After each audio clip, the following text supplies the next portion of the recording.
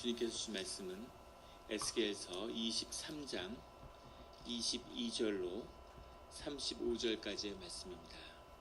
에스겔서 23장 22절로 35절까지의 말씀입니다. 다 같이 한 목소리로 봉독하시겠습니다. 그러므로 오홀리바야, 주 여호와께서 이같이 말씀하셨느니라. 나는 내가 사랑하다가 싫어하던 자들을 충동하여 그들이 사방에서 와서 너를 치게 하리니, 그들은 바벨론 사람과 갈대아 모든 무리, 부곳과 소아와 고아 사람과 또 그와 함께한 모든 아수르 사람, 곧 준수한 청년이며 다 고관과 감독이며 귀인과 유명한 자여 다 말타는 자들이라. 그들이 무기와 병거와 수레와 크고 작은 방패를 이끌고 투구 쓴 군대를 거느리고 치러 와서 너를 애워싸리라. 내가 재판을 그들에게 맡긴즉 그들이 그들의 법대로 너를 재판하리라. 내가 너를 향하여 질투하리니 그들이 분내어 내 코와 귀를 깎아버리고 남은 자를 칼로 엎드러뜨리며 내 자녀를 빼앗고 그 남은 자를 불에 사르며 또 내 옷을 벗기며 내 장식품을 빼앗을지라. 이와 같이 내가 내 음란과 애굽 땅에서부터 행음하던 것을 그치게 하여 너로 그들을 향하여 눈을 들지도 못하게 하며 다시는 애굽을 기억하지도 못하게 하리라. 주 여호와께서 이같이 말씀하셨느니라. 나는 내가 미워하는 자와 내 마음에 싫어하는 자의 손에 너를 붙이리니, 그들이 미워하는 마음으로 내게 행하여 내 모든 수고한 것을 빼앗고 너를 벌거벗은 몸으로 두어서 내 음행에 벗은 몸 곧 내 음란하며 행음하던 것을 드러낼 것이라.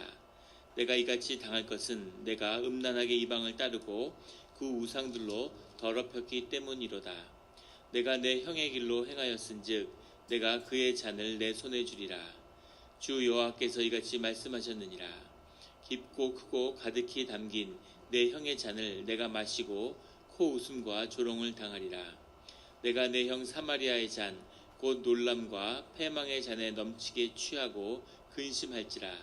내가 그 잔을 다 기울여 마시고 그 깨어진 조각을 씹으며 내 유방을 꼬집을 것은 내가 이렇게 말하였음이라. 주 여호와의 말씀이니라. 그러므로 주 여호와께서 이같이 말씀하셨느니라. 내가 나를 잊었고 또 나를 내 등 뒤에 버렸은즉 너는 내 음란과 내 음행의 죄를 담당할지니라 하시니라. 아멘. 다 같이 묵상 기도를 드리겠습니다.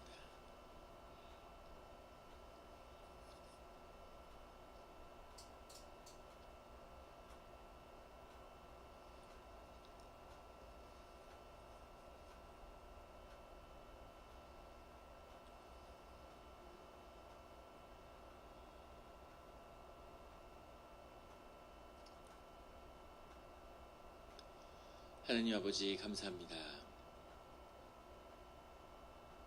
주의 음성을 듣기 원하여서 새벽에 이 제단 앞에 모였습니다. 우리 마음의 기도와 우리 마음의 묵상이 주님께 연락되기를 원합니다. 감사드리며 예수 그리스도의 이름으로 기도드렸습니다. 아멘. 오늘 에스겔서 23장 22절의 말씀은 이렇게 시작하고 있습니다. 그러므로 오홀리바야, 주 여호와께서 이같이 말씀하셨느니라. 나는 내가 사랑하다가 싫어하던 자들을 충동하여 그들이 사방에서 와서 너를 치게 하리니. 오홀리바는 이 먼저 망했던 오홀리 사마리아에 이은 예루살렘을 지칭하는 것이죠. 예루살렘을 향한 운명을 하나님이 말씀하고 계십니다. 예수님은 예수 그리스도의 은혜 가운데 살고 있는 우리는 늘 우리의 죄악 가운데서 예수님의 보혈을 깊이 경험하게 되는 거죠. 근데 그런 새로운 하나님의 은혜와 그런 구속의 은혜를 경험하기 전에 이 예루살렘이 겪어야 했던 그런 운명에 대해서 주님이 말씀하고 계시는 거죠. 아수르를 따라가다가 아수르에게 망한 이스라엘과 그리고 바벨론을 따라가다가 바벨론에게 망한 그런 예루살렘의 운명에 대해서 주님이 말씀하고 계십니다. 내가 사랑하다가 싫어하던 자들을 충동하여 그 모든 일을 주님이 행하셨다고 말씀하고 계시는 거죠. 세상의 모든 돌아가는 일들이 현상들이 주와 무관하게 보일지라도 그 가장 중심에 그 실제에는 주님이 있다고 하는 것을 주님이 스스로 말씀하고 계십니다. 늘 정말 중요한 이 실제를 붙드는 우리 성도님들이 되시기를 주의 이름으로 축원합니다. 23절에 그들은 바벨론 사람과 갈대아 모든 무리 부곳과 소아와 고아 사람과 또 그와 함께한 모두 아수르 사람 곧 준수한 청년이며 부곳 소아 고아는 모두 아수르에 속했던 부족들이죠. 이 중동의 이 나라들이 모두 부족의 연맹체 같은 것인데 아수르가 통치하던 시절에는 이 부곳이나 소아가 고아의 이 부족들이 모두 아수르에 연합해서 그 지배하에 있다가 바벨론이 메대가 부상하게 되면 메대와 연합을 하고 그런 식으로 이제 바벨론의 또한 제국의 부족을 이루는 거죠. 그래서 그 귀족들이나 그것을 이끄는 그 부족장들 이런 사람들의 권세가 계속 귀족으로 이어지고 있는 겁니다.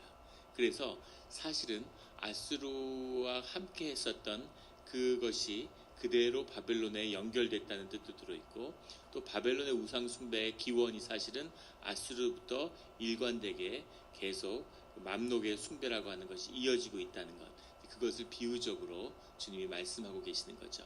그래서 그 준수한 청년, 고관, 자주색 옷을 입은 그 자들을 흠모했던 그런 예루살렘을 하나님이 징계의 말씀을 주고 계십니다. 24절에 보면 내가 재판을 그들에게 맡긴즉, 이 재판이라는 게 미슈파트라는 건데 공의로도 해석하고 여러 가지 세상을 심판할 수 있는 권한 같은 거죠. 그 주님의 신성을 상징하는 아주 중요한 속성 중에 하나가 미슈파트인데 이것을 바벨론에게 내가 맡겼다 이렇게 말씀하시는 거죠. 예루살렘의 운명을 주님이 쥐고 계셔야 되는데 그것을 바벨론에게 넘겨줬다. 그 심판조차도 바벨론에게 주었다는 겁니다. 바벨론을 주님이 들어 쓰신다는 거죠. 우리가 여기서 볼 수 있는 건 하나님이 바벨론을 들어 쓰신다고 해서 바벨론이 정의롭거나 의롭다는 뜻이 아니라는 겁니다. 큰 틀에서 하나님의 선을 이루어가는 도구로 바벨론이 쓰임을 받는다는 의미죠. 심지어 하나님의 공의로운 심판의 영역까지도 바벨론이 감당할 수 있다는 거죠. 그 말은 뭐냐면 하나님이 심지어는 마귀를 들어서도 쓰시죠. 하나님의 공의와 하나님의 뜻을 이루어가기 위해서 마귀도 쓴다는 겁니다. 더 중요한 것은 우리 믿는 자들이 가끔 착각하는 것이 하나님의 쓰임을 받았기 때문에 그것으로 정의롭거나 공의롭다고 생각하는 것이죠. 결코 그렇지 않다는 겁니다. 주님이 쓰셨어. 주님이 쓰셨어. 주님은 돌들도 들어 쓰실 수 있죠. 한국에 한 큰 대형 교회가 있는데 그것을 하던 목사님이 뭐 완전 스타 같은 거죠. 그런데 오랜 세월을 거쳐서 교회의 자매들을 성추행했다는 사실이 드러났습니다. 그래서 심지어는 세상 법정에서도 처벌을 받았는데 교회 노예나 총회는 처벌을 못하는 거죠. 교회가 워낙 세니까. 교회를 사임하고 교회를 다시 개척했는데 그 교회가 또 잘 되는 거예요. 사람들이 막 몰려드는 거죠. 사람들이 뭐라고 얘기하냐면 하나님이 용서하시고 하나님이 쓰시지 않으면 어떻게 그런 일이 있을 수 있었겠느냐 이렇게 말하는 거죠. 그런데 하나님이 쓰신 건 분명합니다. 그렇다고 용서받은 것은 아니죠. 하나님은 누구도 쓸 수 있습니다. 그리고 그것이 자기의 삶에 대한 어떠한 정당화도 되지 않는다는 거죠. 더 큰 징계가 기다릴 수도 있다는 겁니다. 하나님이 예루살렘을 치시고 다시 바벨론을 치셨죠. 그런 것처럼 쓰임받았다.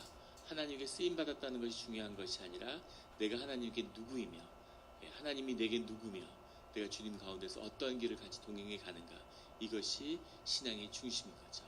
신앙의 길을 다 간 다음에는 내가 하나님의 이런 일을 했다 이런 일을 했다가 아니라 내가 하나님 안에서 이런 존재가 되었다고 하는 내 삶이 내 신앙의 열매로 남는 그렇게 열매를 남기는 그런 신앙이 되어야 합니다.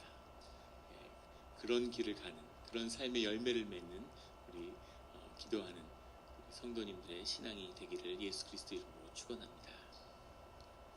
25절에 내가 너를 향하여 질투하리니 그들이 분내어 내 코와 귀를 깎아버리고 남은 자를 칼로 엎드러뜨리며 귀와 코를 자른다고 하는 것의 의미 우리 임진왜란 때도 보면 이총 비총 이런 게 일본에도 남아있죠. 임진왜란 때 쳐들어와서 코와 귀를 잘라가서 그것을 모아놓은, 그래서 그걸 따로 모아서 장사 지낸 그런 무덤이 있습니다. 병사들이 이제 그 수급을 갖고 가야 자기가 몇 명 죽였다 그러고 보상을 받을 수 있으니까 귀하고 코를 잘라서 자기 업적을 남기기 위한 것인데, 이것은 전쟁에서 꼭 병사들이 코와 귀를 잡는다는 뜻 이상의 음행에 대한 심판으로 코와 귀를 자르는 것이 이 근동아시아에서 성행했었다고 합니다. 그러니까 그런 단순히 전쟁에 대한 참화 이상의 그 음행에 대한 징계를 겸해서 받게 된다고 하는 그게 들어있죠. 그런데 오늘 본문을 깊이 들여다보면 하나님이 그 음행에 대한 징계를 위해서 수치심이라고 하는 방법을 쓰신다는 거예요. 물론 그것을 하시는 이유는 27절에 나온 애굽 땅에서부터 애굽을 기억하지 못하게 하겠다. 너희의 모든 아수르와 바벨론을 향한 그 죄의 근본에는 애굽에서 노예 시절할 때부터 익혔던 그 우상 숭배의 죄악이 깊이 뿌리 내리고 있는데 그거를 끊어버리겠다고 주님이 말씀하시는 거죠. 가장 중심엔 그것이 있는데 오늘 29절에 보면 내 음행에 벗은 몸, 내 음란하에 행음하는 것을 드러내겠다. 널 벌거벗은 몸으로 드러내겠다. 이렇게 말씀하시는 거죠. 왜 자꾸 이렇게 수치심을 하나님이 자극하시는 걸까? 이것이 왜 이 표현을 이렇게 쓸까요? 이걸 처음에 읽으시면 좀 거북할 수도 있을 거예요. 우리는 이제 문명사회에 살고 있으니까 왜 이런 식으로 표현을 하고 이렇게 드러나야 될까? 이 말씀이 증거되고 있는 사람들이 이 시대의 유대인들인 거죠. 605년에 예루살렘이 이제 무너지고 완전히 점령됐는데 완전히 멸망하는 588년에 포위돼서 586년에 완전히 패망하기까지의 그 사이, 그 십수년간의 사이에서 에스겔의 말씀이 계속 선포되고 있는 겁니다. 바벨론의 노예로 끌려가 있는 그 상황에서 예루살렘에 있는 유대인들에게 선포되는 말씀이죠. 그 사람들에게 증거될 수 있는 그 당시의 문화가 담겨 있는 겁니다. 그래서 이 표현들이 이렇게 세고 거칠게 느껴지는 거죠. 현대 사회에서는. 저희 어릴 때 큰애가, 형규가 이렇게 혼자 놀다가 바닥에 이렇게 엎으러져가지고 꽝 부딪히고는 막 그 분한 마음에 어쩔 줄을 모르고 막 울려고 그러면 엄마들이 다 그러죠. 그럼 바닥을 손으로 때리면서 누가 이렇게 우리한테 누가 이랬냐고 떼찌라 그러면서 이렇게 막 바닥을 치면 애가 좋아하는 거예요. 뭔가 마음이 이제 회복이 되는 거죠. 분한 마음이. 그런 것처럼 이 시대의 사람들 향해 있는 겁니다. 기본적으로. 그런데 주님이 결국 하시고자 하는 이 부끄러움을 끌어내고자 하는 주님의 뜻은 무엇일까? 이것이 중심에 있는 거죠. 수치심이라고 하는 것은 인간이 느끼는 가장 기본적인 감정이죠. 그리고 이 감정은 밖을 향해야 되는 겁니다. 그리고 이 부끄러움이 회복될 때 사람이 올바른 삶을 살아갈 수 있게 되는 거죠. 윤리적인 삶을. 그런데 우리는 수치심이라는 감정에 대해서 굉장히 예민하고 그것을 꺼리는 마음이 있죠. 그 이유는 뭐냐면 마귀가 그것을 속여서 수치심이라는 마음은 밖을 향해야 되는데 그것을 안을 향하게 만드는 거예요. 마귀는 늘 그렇게 역사하죠. 반대로 공격성 같은 마음, 분노의 마음은 안을 향해야 되는 거죠. 그 마음을 안에서 다스릴 수 있으면 그것이 사실은 내 힘이 돼서 좋은 방향으로 쓰여질 수 있습니다. 삶의 에너지가 될 수 있는 거죠. 근데 마귀가 안으로 향해야 될 건 밖으로 향하게 만들고 밖으로 향해야 되는 건 안으로 향하게 만드는 거죠. 그래서 너 자신을 부끄러워해 이렇게 얘기하는 거죠. 너는 자격이 없어. 너는 사랑받지 못해. 너는 그거밖에 안 돼. 이런 식으로 스스로의 존재를 부끄럽게 하는 선악과의 열매의 첫 희생양이 수치심이죠. 스스로 수치감을 느껴서 자기 존재가 부끄러워져서 나뭇잎 치마로 자기 몸을 가리는, 지금도 나뭇잎 치마로 사람들이 자신을 가리려고 하죠. 학위를 더하고 돈을 더하고 좋은 차 좋은 시계를 차서 그럴듯한 것처럼 꾸미려고 하고, 이런 것이 모두 수치심이 내면을 향해 있기 때문입니다. 그런데 이 수치심이라고 하는 것은 우리의 가장 기본적인 우리의 심령 가운데 하나님의 형상 가운데 뿌리 내리고 있는 것이죠.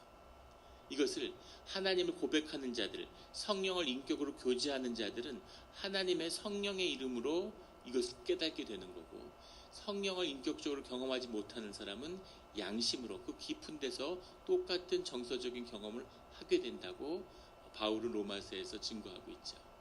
우리의 가장 기본적인 심령 가운데 경험하는 거라는 거죠. 이것이 있어서 사람이 윤리적으로 되는 겁니다. 그런데 이 당연히 느껴야 할 감정을 우리의 생각으로 속이기 때문에 느끼지 못하는 거죠. 그걸 마비시키는 거죠. 부끄러움을 잃어버리는 겁니다. 한국에 한 대형 교회가 있는데 자식에게 그걸 물려줘요. 근데 심지어 총회에서 정한 법도 다 어겼습니다.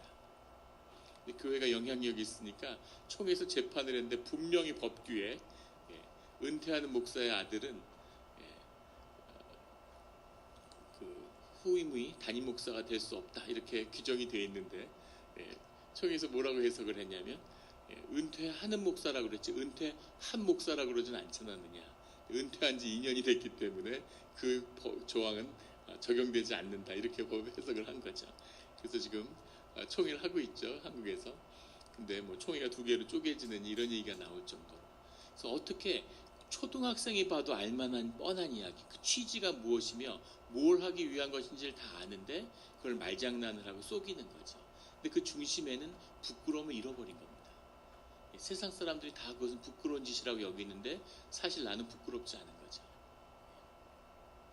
그것이 우리의 생각이, 우리의 수치감을 살려내지 못하는 그것이 마비된 그런 우리 자신의 모습이겠죠. 주님이 그 중심에 있는 가장 마음의 심령 가운데 있는 그 부끄러움을 일깨우겠다는 겁니다. 이 부끄러움이라는 것은 관계나 사회에서 오는 게 아니라 우리의 가장 깊은 심령 가운데 있는 것이죠. 그래서 우리 인간은 죄를 부끄러워하고 그리고 아름답고 선한 것을 사랑하는 그런 마음이 우리 심령 가운데 있는 겁니다. 그것이 회복되면 바른 길을 가는 거고 그것이 어두워지면 그럼 온갖 짓을 다 할 수 있는 거죠. 주님이 그것을 다시 일깨우고 돌이키겠다고 하는 말씀을 여기 나오는 무슨 과학적으로 완전히 무슨 사람을 모욕 주기 위해서 주님이 이런 일을 하시지는 않겠죠. 그 중심 가운데 그 심령이 회복되는 또 오늘의 우리 자신들이 되기를 예수 그리스도의 이름으로 축원합니다. 34절에 내가 그 잔을 다 기울여 마시고 이 사마리아가 마셨던 잔을 결국 너희가 마시게 될 거다라고 주님이 말씀하시는 거죠. 그렇게까지 하나님의 말씀이 증거되었는데도 결국은 예루살렘이 돌이키지 못하고 사마리아와 똑같은 운명을 겪게 됐습니다. 그 잔을 다 기울여 마시고 그 깨어진 조각을 씹으며 내 유방을 꼬집을 것은, 내 유방을 꼬집는다는 것은 비유적인 표현인데 극도의 고통과 절망을 이제 상징하는 거죠. 그리고 깨진 그릇을 씹는다는 것, 생각만 해도 끔찍하죠. 이런 일들을 이제 예루살렘 앞에 기다리고 있다라고 주님이 말씀하고 계십니다. 그 아픔으로, 그 깊은 고통과 절망으로 너희 가운데 있는 그 수치심을 다시 일깨워라.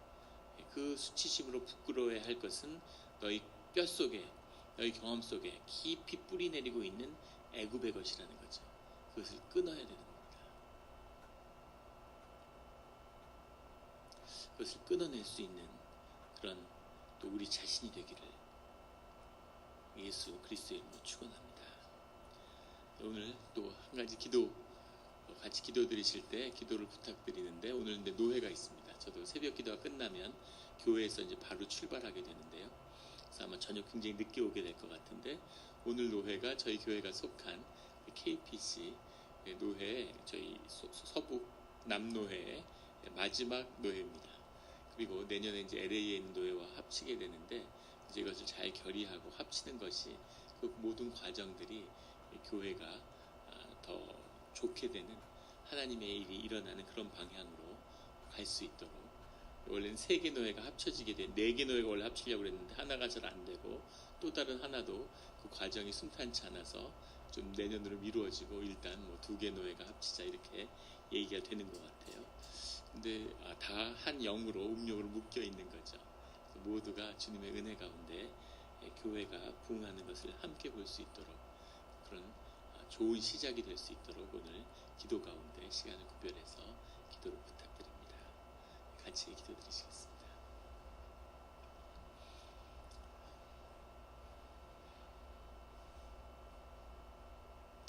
하나님 아버지 감사합니다. 주님이 무서운 징계의 말씀을 하시지만 하나님이 그 무서운 징계를 통해서라도 우리의 삶을 붙잡고 돌이키시겠다고 하는 그 말씀으로 느껴져서 하나님 또 감사함이 있습니다. 주님 절대로 넘어진 채로 버려지는 그런 자들이 되지 않게 하여 주시고, 아무리 넘어져도 다시 일어나서 주님을 따르는 돼지의 주염 열매를 먹으면서도 부모에게 돌아오지 못하는 그런 자가 아니라 늘 아버지를 찾아가는, 가능한 빨리 찾아가는 그런 우리 자신들이 되게 하여 주시옵소서. 하나님을 모르고 심지어는 하나님의 이름으로 정말 수많은 부끄러운 일들을 교회가 행하고 있습니다. 주여 아버지여, 주여 아버지여, 우리 가운데 부끄러움을 일깨워 주시고 하지 말아야 할 일이 무엇인지, 정말 주님이 싫어하는 일이 무엇인지를 우리 몸으로 하나님이 느끼게 해주셨는데, 우리의 생각으로 우리의 삶을 속이며 살아가는 이 방식에 너무나 익숙해져 있습니다. 주님, 생각을 끊어버리고 주여 아버지여, 우리의 심령이 회복되게 하여 주시옵소서. 하나님이 주시는 이 성령의 그 일깨움을 잃어버려서 이제는 세상의 양심만도 못한 이런 믿음의 자리가 됐습니다. 주여 아버지여, 예수 그리스도의 성령의 역사가 회복되어서 세상이 흉내낼 수 없는 그런 경건과 고결한 순결함을 드러내는 우리 자신과 공동체와 교회가 되게 하여 주시옵소서. 주여 아버지여, 주여 아버지여, 주님의 일을 시작하시고 그 일들을 이끌어 주시옵소서. 모든 것을 주께 맡기며 예수 그리스도 이름으로 기도드렸습니다.